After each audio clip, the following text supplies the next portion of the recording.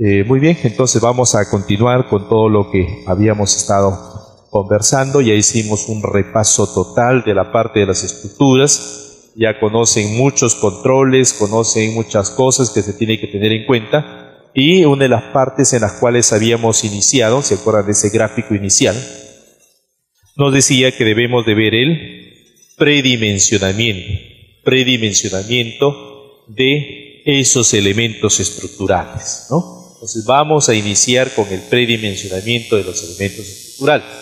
Por favor, la siguiente. Primeramente iniciamos con la losa aligerada. Ya habíamos indicado, la losa aligerada ante la carga vertical va a ser un comportamiento flexible y ante la carga lateral de sismo se va a comportar como un diafragma rígido.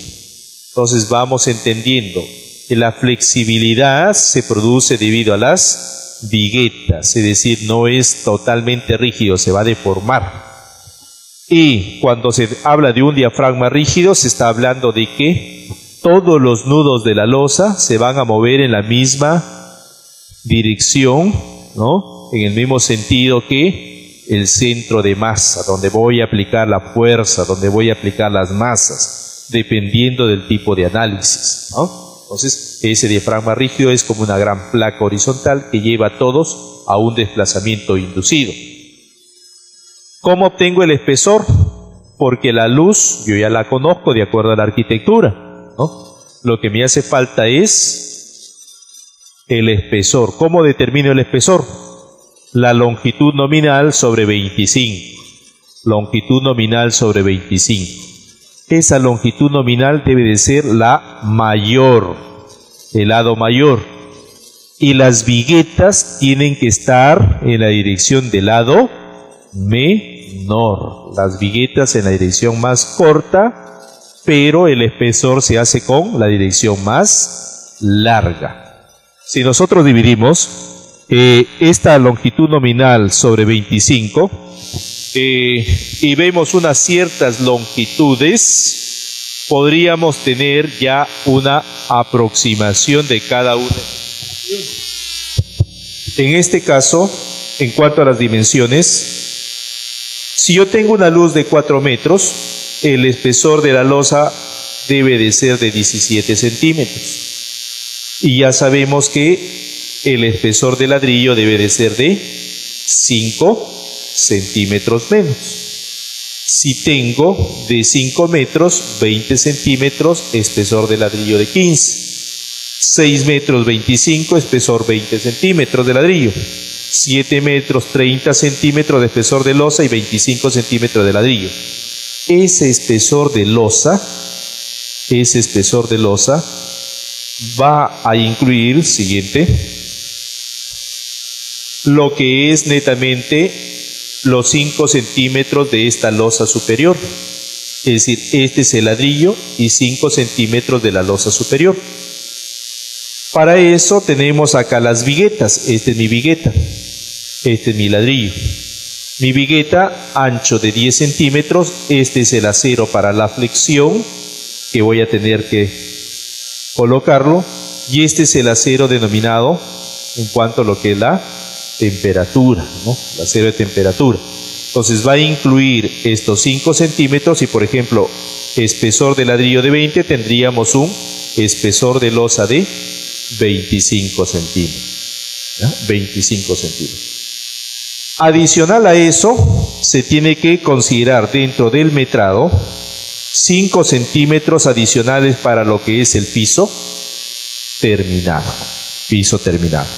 Entonces, cuando vamos a querer hacer un metrado de cargas y queremos considerar el piso terminado, el peso por metro cuadrado es de 100 kilos, ¿no? Entonces, el peso que yo voy a considerar para el piso terminado es de 100 kilos por cada metro cuadrado. 100 kilos por cada metro cuadrado. Siguiente. En cuanto a lo que son losas macizas, ya no describimos cada una de ellas porque ya hemos hablado en forma puntual de cada una de ellas sus trabajos. En la losa maciza, su comportamiento ya es, como sabemos, de concreto armado. Su comportamiento ante la carga vertical es más rígida, lógicamente, que la losa aligerada. Y ante el sismo también se comporta como un diafragma rígido. El espesor que se va a tener de la losa maciza es 5 centímetros menos que la losa aligerada. En pocas palabras, sería el mismo espesor del ladrillo de techo que voy a utilizar. Esta losa maciza me va a permitir, como habíamos indicado, incrementar la luz, tan igual como lo que es la losa nervada. Siguiente. La losa nervada, ante carga vertical también es rígido y ante sismo se comporta como un diafragma rígido. La losa nervada, su espesor es igual a la losa maciza. Regrese por favor al anterior. En esta losa maciza también puedo utilizar una relación, así como hago con el aligerado. El aligerado es la longitud nominal sobre 25. En este caso puedo utilizar longitud nominal sobre 40. También. Pero para no estar haciendo toda la vida ese tipo de cálculos, podría inducir de 5 centímetros, como ya tengo esa tablita. Entonces podría tener tanto para la aligerada como la maciza. La maciza como la nervada. Una anterior, una más. En pocas palabras, si yo tengo este espesor para la losa aligerada, el mismo espesor de ladrillo para 4 metros va a ser para la losa maciza. Para una luz de 5 metros va a ser de 15 para la losa maciza. De 6 metros va a ser de 20, 7 metros va a ser 25. ¿No? Siguiente, 3 veces. Siguiente. En cuanto a lo que son vigas, nosotros sabemos que tiene una base y una altura la viga, ¿no? Tiene una base y una altura. Pues bien, el peralte, ¿cómo va a estar el peralte? De 1/10 a 1/12 de la longitud. 1/10 a 1/12 de la longitud. Entonces, tengo la longitud. Si tendría, como habíamos indicado, una viga de 6 metros de longitud, su peralte debería de ser de 60 centímetros y su base de 30. Si tuviese una luz de 4 metros, su peralte debería ser de 40 centímetros y la base de, ¿cuánto? ¿Cuánto? 25. No es que me haya equivocado al dividir, sino que el espesor mínimo o la base mínima tiene que ser de 25 centímetros según norma. ¿Ya? Si le sale menos de 25, usted va a asumir 25. ¿Por qué va a asumir los 25 centímetros? Para evitar que entre los aceros la mezcla se concentre de agregados gruesos en una zona y se produzca la denominada cangrejera. Para eso.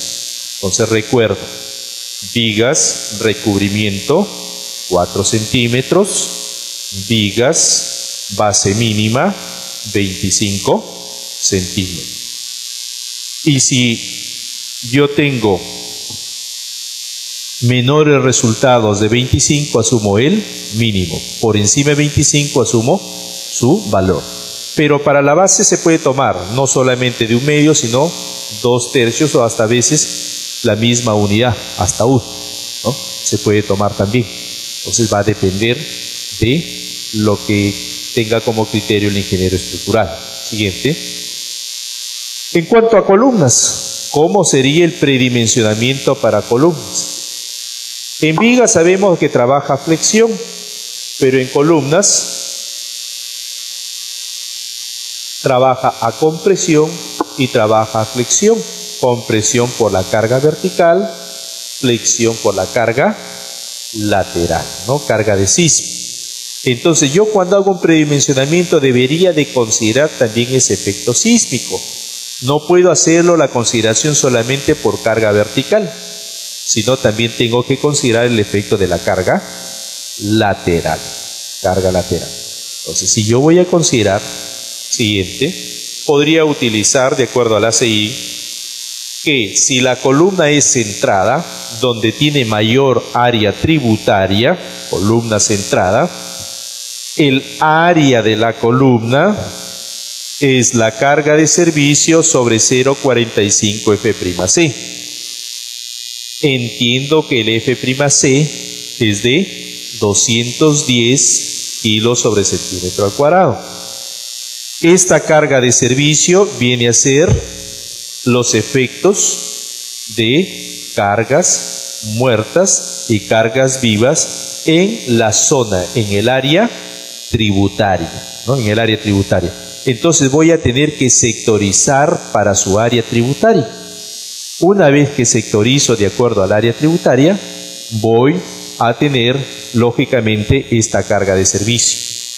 Cuando la columna es excéntrica o es esquinada, es la carga de servicio sobre 0,35 F'C. Pero yo inmediatamente estoy queriendo calcular lo que es la carga de servicio. Yo sé que esa carga de servicio voy a tener la losa, voy a tener las vigas y también va a estar la columna misma. Y voy a seguir y voy a ir metrando hasta el primer piso, porque poco a poco puedo ir reduciéndole la sección por la altura. Pero ¿qué es lo que sucede? Yo no conozco cuál es la sección de la columna. Si no conozco la sección de la columna, para ello tenemos ya algunos valores tentativos en cuanto a lo que es carga de servicio. La carga de servicio que yo voy a calcular va a ser una carga inducida dependiente del tipo de sistema estructural, o mejor dicho, del uso de la edificación, el área tributaria y el número de pisos que yo tengo. Entonces, esta carga de servicio será igual a esta carga, si es de categoría A. ¿A qué se llama categoría A?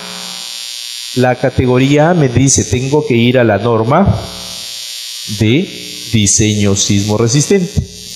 Categoría A está un hospital. Categoría A está un centro educativo. ¿Cuánto voy a utilizar como carga? 1500 kilos por metro cuadrado. 1500 kilos por metro cuadrado. Lo multiplico por el área tributaria, que ya lo conozco, sectorizo, y por el número de pisos. Y con eso obtengo el área de la columna centrada o excéntrica o esquinada, la que yo voy a tener. Si el uso ya no es un hospital, el uso es un centro comercial, un centro penitenciario, estamos hablando de una edificación denominada de categoría B o importante. Categoría A es la esencial, categoría B es la importante. Si voy a ver como categoría B, que es la edificación denominada importante, la carga por metro cuadrado voy a considerar de 1250 kilogramos por metro cuadrado. Y si tengo una edificación que puede ser una vivienda o puede ser un hotel, ahí cambia. La edificación ya es de una categoría denominada C, categoría C. Veo la norma, ¿no? Ahí están todos los tipos de edificaciones. No crean que en la norma está escrito que para una vivienda es esta carga. No, no está escrito.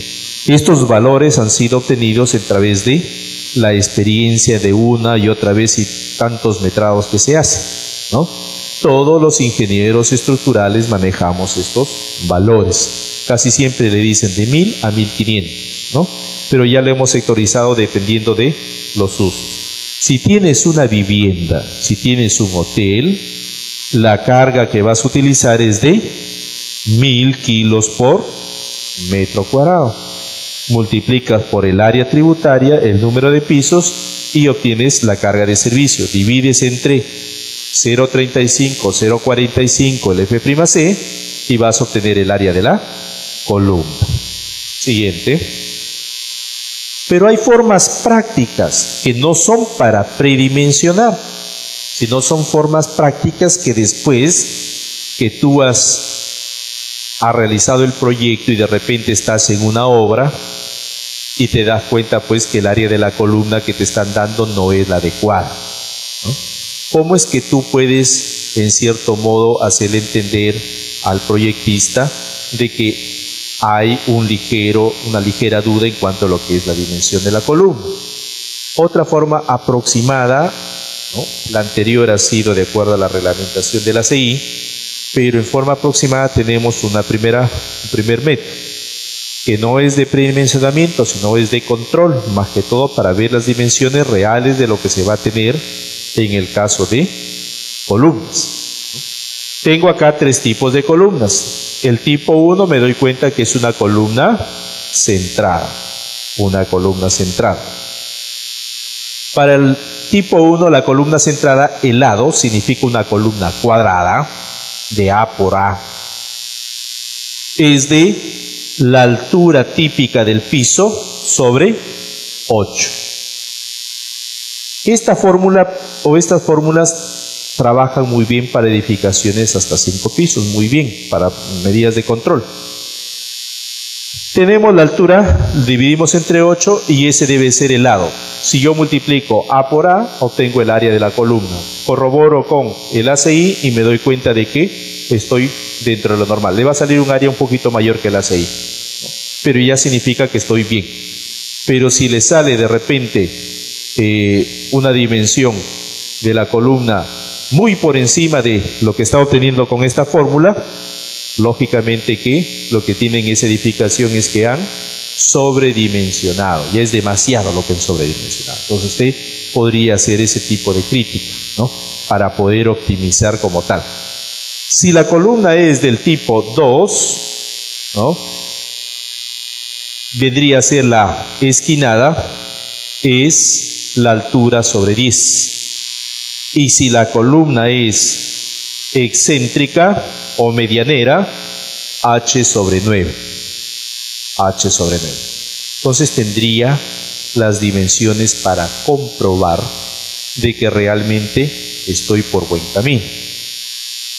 Otra forma de control también, que puedo considerar que esa columna es de A por A, esa columna es de A por A, pero el lado de la columna debe de estar en un rango entre el 70 y el 80% del peralte de la viga que va hacia esa columna.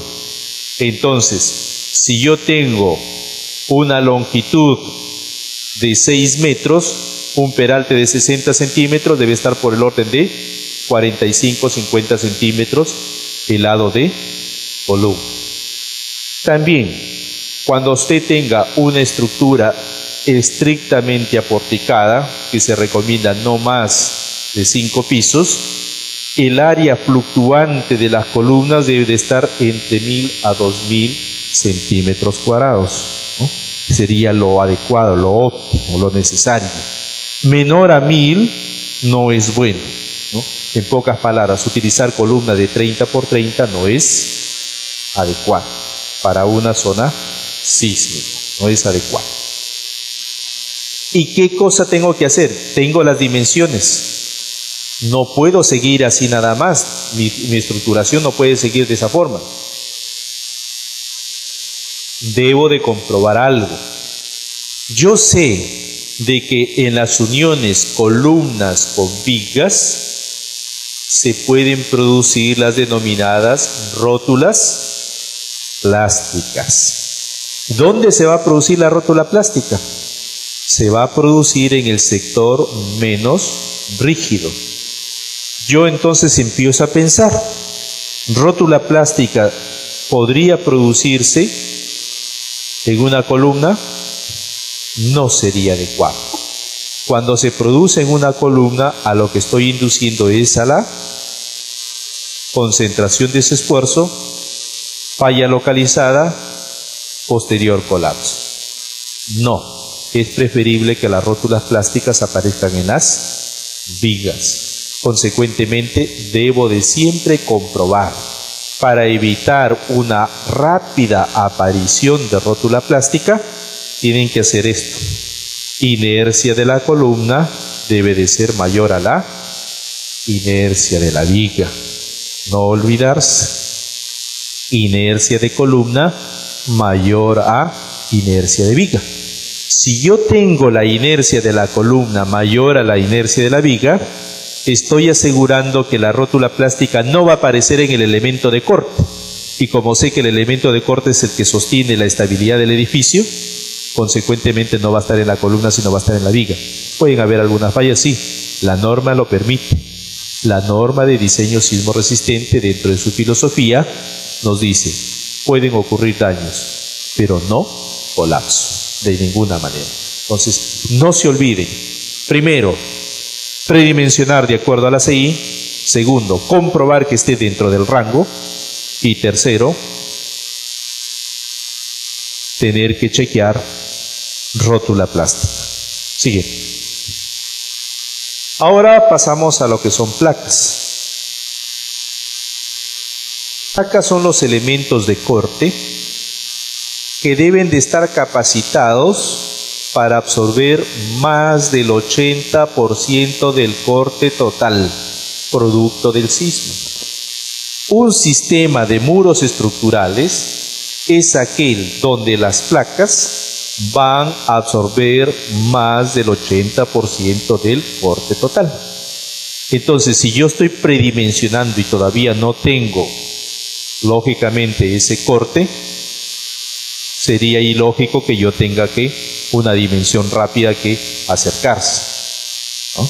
Ya sabemos que espesor mínimo de placas debe de ser de 20 centímetros según la E060. Pero si yo ya tengo un corte, significa tengo una cortante basal, lo puedo hacer determinar la longitud mínima de la placa. ¿Cuál es la longitud mínima de una placa para que se comporte como tal? Debe de ser mayor a ¿cuánto?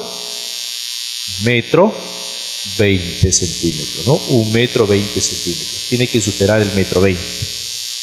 Yo tengo el espesor de 20 centímetros, entonces tengo el corte basal, tengo el phi que es de 0,85, el F'C, y obtengo la longitud de desarrollo de la placa. Longitud de desarrollo. Y si por la arquitectura me va a ser necesario esa placa, puedo optimizar lo que es viceversa el espesor de la placa, ¿no? El espesor de la placa. Entonces, puedo predimensionar de tal manera de que ahora sí sea más cercano al comportamiento real. Al mismo tiempo, los sistemas estructurales nos dicen, de acuerdo a la norma de diseño sismo resistente, la E030, nos dice, puede ser sistemas aporticados donde los pórticos absorben más del 80% del corte total y donde los muros absorben menos del 20% del corte total. Para el caso de sistemas duales, significa menos pórticos, mayor número de placas, ¿no? Pero no tan condensadas las placas, lógicamente para ambas direcciones, se recomienda menor del 80% del corte total para los pórticos, mayor del 20% del corte total para los muros, pero que oscile hasta el 80% nada más. Porque si supera el 80% del corte total los muros, yo tendría ahora sí que inducirlo como muro estructural, sistema de muro estructural, ¿no? Entonces está bastante bien definido la clasificación de las edificaciones. Previamente, para saber el corte total, puedo hacer una aproximación a través de un cálculo manual, ¿no? Y si tengo un computador mucho más rápido, podría aproximar y después corregir el valor de ese tipo de uso en cuanto a lo que es el R, el factor de reducción sísmica. Bien. Respecto a los cimientos, para los cimientos específicamente, para el caso de zapatas. En zapatas yo tengo una carga de servicio, pero yo no sé cuánto es el peso del cimiento, todavía no lo conozco. Para eso lo voy a factorar o castigar con un coeficiente K. por el área del cimiento. Carga de servicio sobre K por el área del cimiento.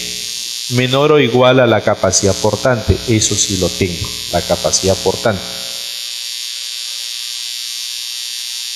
Ese valor de K, ¿en qué rango debe de estar?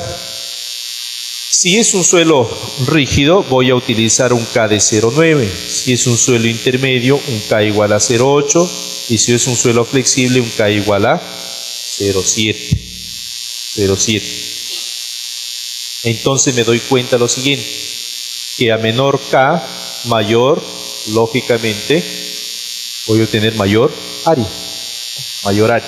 Entonces voy a necesitar que se desarrolle mayor el área. Es por eso que ya tener zapatas muy grandes en cuanto a lo que es áreas, también tendría que ver el control por funcionamiento para ver los peraltes, para ver las presiones que van a existir en la parte inferior y que no se produzcan esas fallas en los extremos de las zapatas, ¿no?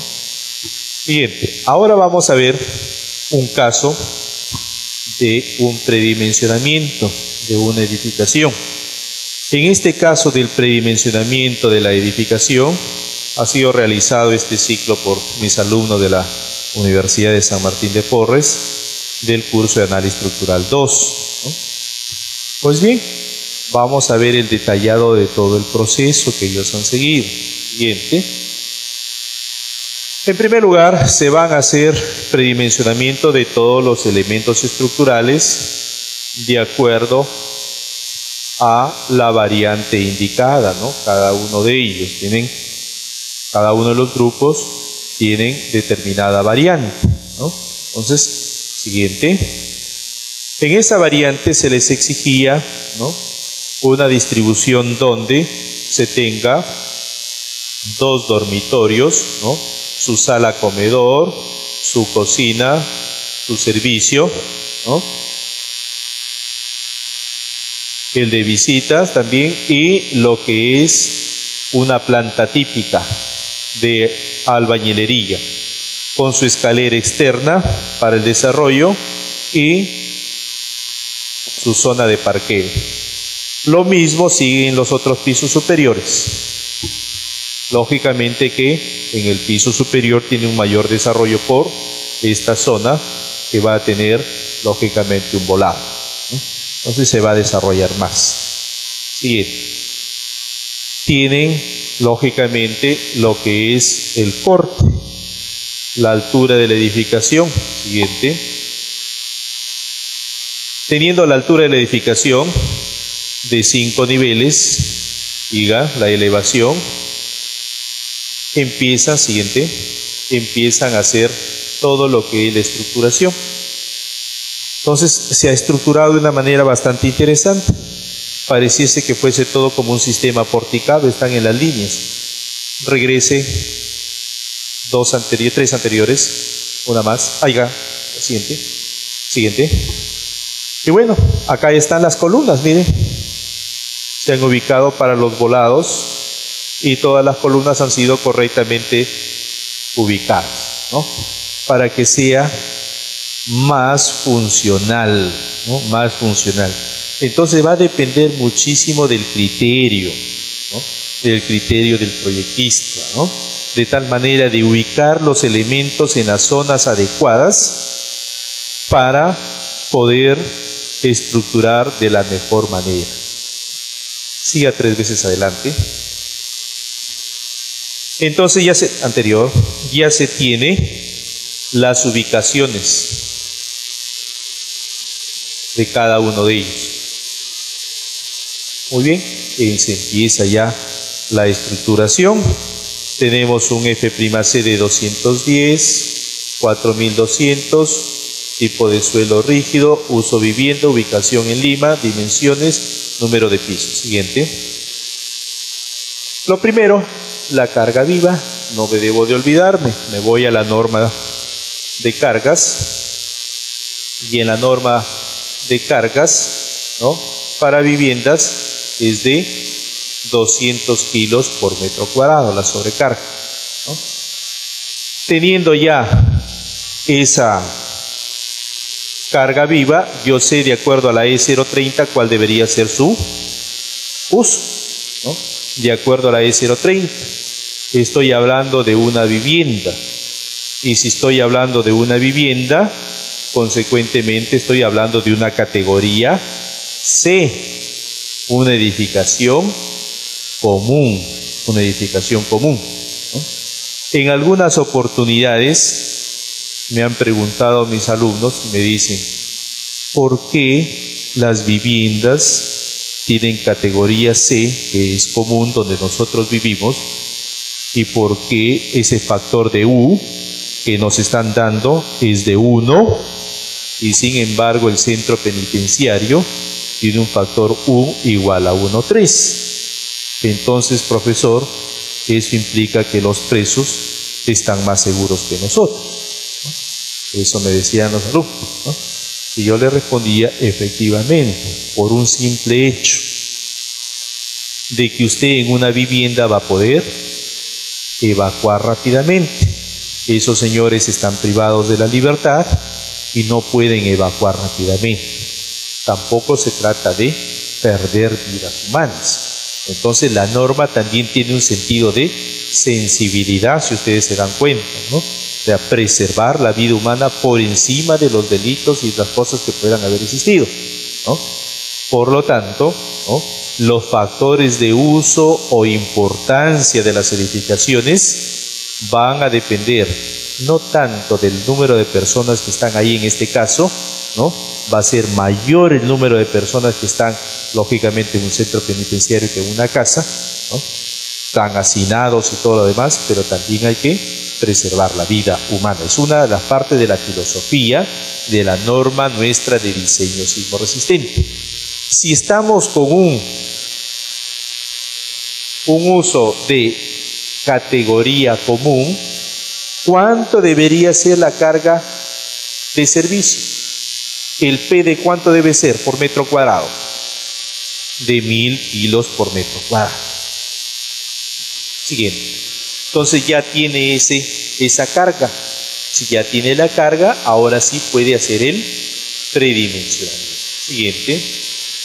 Ejecute primero el de luces, ¿no? Las luces que ya ha tenido de 4 metros sobre 25 y obtiene de 16. No va a ser de 16, sino la próxima a la que es la más cercana hacia arriba, ¿no? Hacia arriba, ¿no? Pero la de 17 se lanza hasta la de 20, ¿no?, como espesor para darle, lógicamente, los trabajos de rangos de seguridad, ¿no? Tiene 20 centímetros, incluyendo los 5 centímetros en cuanto a lo que es la losa superior, ¿no? Siguiente. Una vez que tiene ya la losa aligerada, ahora hace su predimensionamiento de sus vigas. En cuanto a las vigas, sabemos de que es un décimo o un doceavo. Elige por factor rápido de lo que es método aproximado, se podría decir, de las dimensiones, factores de un décimo para lo que es el peralte y la mitad para lo que es la base respecto al peralte. Entonces, teniendo su luz, asume peralte de 40, me sale base de 20, pero no puedo elegir de 20, sino todas las voy a elegir de base 25, porque sé que por norma no está permitido menor a 25 centímetros. Hace predimensionamiento de las vigas, entendiéndose también de que hay vigas denominadas o mal denominadas principales y vigas denominadas secundarias. Principales, donde van a descansar las viguetas y me van a transmitir las cargas, y secundarias, donde no van a descansar las viguetas, donde hay menor carga. Consecuentemente, 2 vigas más peraltada la principal que la secundaria. Pero cuando viene el sismo, no distingue si este es principal o este es secundaria, porque puede coger por cualquier dirección determinada. Entonces, ese concepto de viga principal y viga secundaria sirve solamente para cargas verticales, mas no para efecto sísmico. Para efecto sísmico, definitivamente, todas son principales, ¿no? Siguiente. Ahora calcula para las columnas. Para las columnas tenemos el área de la columna es igual al P, que ya sabemos que es de 1000, para ese sector por ser categoría C, utiliza 1000. El área tributaria, el número de pisos, dependiendo si es centrada o excéntrica esquinada, 0,45 o 0,35 el F''C. Realiza sus dimensiones en cuanto a lo que es sus columnas, entendiéndose que es categoría C, y por ser categoría C lo que es vivienda, acá está vivienda, debo de tomar un valor asumido de 1000 kilogramos sobre metro cuadrado. Pues bien, hace con esa relación la obtención de las dimensiones de las columnas. Siguiente. Una vez que tiene las columnas, ya queda a criterio del proyectista. Como están en un proceso de mejoramiento, casi siempre la rápida o la inmediata solución que tiene el proyectista es de generar este tipo de columnas, peraltadas en una dirección o cuadradas, dependiendo. Al arquitecto no le agrada ese tipo de columnas y le dice, bueno, empieza a generar, si tienes un área, porque no lo haces una columna tipo L, ¿no? Tienes que empezar a mejorar tu estructuración. Por eso le decía que es muy bueno trabajar con ellos, que sería pues definitivamente de la calidad en cuanto a lo que es el confort, si no tuviésemos que trabajar con ellos, ¿no? Debería ser un poquito menos, lógicamente sin menospreciarnos, ¿no? Y pues bien, entonces tienes tu área tributaria para cada una de ellas con sus respectivas franjas. Vemos las columnas tienen las entradas una mayor área tributaria, excéntrica, mediana y la esquinada mucho menos. Siguiente. Sectoriza. Y de acuerdo a esa sectorización tienes el número de pisos, las cargas, el F''C, obtienes el área de las columnas y le asignas un lado respectivo, ¿no? Que sale bajo, ¿no? 30 por 30, asumes 30 por 30. ¿Pero por qué asumes 30%? Porque no, 30 por 30, porque no es aportado estrictamente. Tienes muros, los muros te están apoyando en la mejora en cuanto a lo que es el comportamiento ante la carga lateral, ante la carga del sismo. Siguiente. Pero ahí nada más no queda, como estoy trabajando con muros, tengo que elegir el espesor del muro. Y si voy a elegir el espesor del muro, lógicamente tengo que irme a la norma de albañilería. Y la norma de albañilería, recordando un poco, me dice, si estás ubicado en la zona 2 o en la zona 3, el espesor del muro debe de ser H sobre 20. Y si estás ubicado en la zona 1, el espesor del muro debe ser mayor a H sobre 25, ¿no? Eso es lo que te está indicando. Consecuentemente, nos vamos a la norma, ubicado en la ciudad de Lima, H sobre 20, 12 centímetros. Debe ser 13 el estructural, 15 centímetros con todo el acabado del tarrajero, ¿no? La arquitectura 15 centímetros. Y me dice, ¿sabe qué, señor? Usted tiene que comprobar lo que es la densidad mínima de muros. Tiene que comprobar. Si usted no comprueba esa densidad mínima de muros, estamos mal. Entonces, comprueba la densidad mínima de muros. Para esa comprobación de la densidad mínima de muros, te da la norma de albañilería recordando esta relación, ¿no? Te da esta relación. Entonces empiezas a trabajar. L viene a ser la longitud de cada muro en esa dirección. Es decir, tengo que hacer los muros en X y tengo que comprobar muros en Y. Muros en X y muros en Y. Empiezo a comprobar para ambas direcciones. Longitud del muro. esta longitud tiene que incluir la columna de confinamiento extrema. El T, que ya lo he calculado, que viene a ser el espesor. A sub P, que viene a ser el área en planta. Me dice mayor o igual. Ya tengo mi área en planta de toda mi edificación de acuerdo a lo que yo he visto en mi proyecto. Longitud también ya las tengo, la ubicación de acuerdo a la arquitectura, los espesores también. Me dice mayor a Z. Z, Lima, Z igual a 0,4. Alta sismicidad, Z igual 0,4. Uso. U igual a 1 porque estoy utilizándolo para vivienda. U igual a 1. S es el factor del suelo. Me han dicho que es un suelo rígido. Si es un suelo rígido voy a utilizar un S igual a 1 por ser suelo rígido. N no es necesario, lo voy a hacer piso por piso. Hago mi densidad mínima de muros, ¿no? Para la dirección X y para la dirección Y. Tiene que cumplir. Si no cumple, ¿qué tengo que hacer? Me hace falta mayor cantidad de muros. Pero la arquitectura ya no lo voy a poder cambiar, ¿no? No le voy a decir al arquitecto, ¿sabe qué? Discúlpeme, pero ahora sí nos hace falta más muros. Y lo voy a cortar por acá, por la sala comedor, y le voy a poner un muro porque me hace falta. No pasa. Y no lo veo dónde más lo puedo ubicar. El arquitecto lógicamente le va a decir que eso no es funcional, ¿no?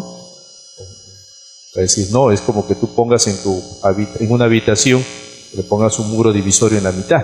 Entonces es ilógico. Lo que tiene que hacer usted es cambiar el sistema estructural. En ese sectorcito donde había un muro, usted puede colocar una placa que va a tener el mismo espesor del muro, en un sector mínimo se podría decir, no condensar tanto lo que es la placa, y hace de nuevo todo esto. Pero ahora va a haber otra forma, porque ahí ya va a tener un factor. Todos estos han sido factores unos, por eso no se ha colocado, pero en la placa ya no. Tiene que utilizar el concepto de sección transformada. Ustedes recordarán el curso de resistencia 1 en el tema de flexiones en vigas o esfuerzos en vigas. Se trata una parte que es vigas de dos materiales, vigas de concreto armado, sometidos para calcular los esfuerzos. Y en esas vigas de dos materiales, lo que se induce es a una sección transformada. Y esa sección transformada, ese módulo N, nos dice que es igual al módulo del material más rígido, más resistente entre el material más débil. En este caso, el concreto sería el módulo es igual E del concreto sobre E de la albañilería. El E del concreto, ¿a qué es igual? 15.000 raíz de F' C. Ese es el módulo del concreto. Obtengo mi módulo del concreto, ¿no? Sobre el módulo de la albañilería. ¿Cuánto es el módulo de la albañilería? 500 F'M. Entonces, ¿cuánto voy a obtener? Si el concreto es de 210, la albañilería es de 65, voy a obtener aproximadamente 6.7. Entonces, acá le tendría que agregar un factor. Un factor. Antes de encontrar el área, voy a agregar un factor. Un factor que tengo que multiplicarlo. En pocas palabras, una placa le va a aportar 6.7 veces mayor rigidez que un muro de albañilería. Pocas palabras, ¿no? Le va a aportar. Consecuentemente, todos estos valores se van a disparar automáticamente y el control en cuanto a lo que es densidad mínima de muros va a pasar totalmente ok. Entonces, eso tengo que hacer, ¿no? Tengo otra alternativa en cuanto a lo que es el mejoramiento. Siguiente, creo que ahí termina. Siga. Al mismo tiempo, no me debo de olvidar de que tengo que comprobar el agrietamiento por la vertical de los muros, ¿no? De ninguna manera puedo pasarlo así rápidamente, ¿no? Todos los muros tengo que comprobarlos para evitar ese agrietamiento de que se acuerdan que la vertical iba de arriba hacia abajo por la parte central. Se denomina el esfuerzo axial máximo, que ya lo hemos visto con la norma de albañilería. Esa relación es la que tenemos, ¿no? Y nos sale que es menor a 0,15, toda la relación de acá menor a 0,15 F'M. Y al mismo tiempo la relación anterior nos sale menor también a esta de acá, ¿no? 82,23 menor a 93,8, ¿no? Consecuentemente, todo ha cumplido, y acá 93,8 menor que 97,5. Por lo tanto, resultado que voy a obtener, no se va a agrietar por la vertical, no va a suceder ese agrietamiento que habíamos tenido, ¿no? Entonces, los pasos que tengo que hacer, no olvidarme nunca. Predimensionar, al mismo tiempo comprobar, esfuerzo axial y también densidad de muros, densidad mínima de muros en la albañilería. Siguiente. Siguiente. Ahora vamos a pasar a lo que es el metrado, ¿no? Metrado de cargas. Siguiente sesión.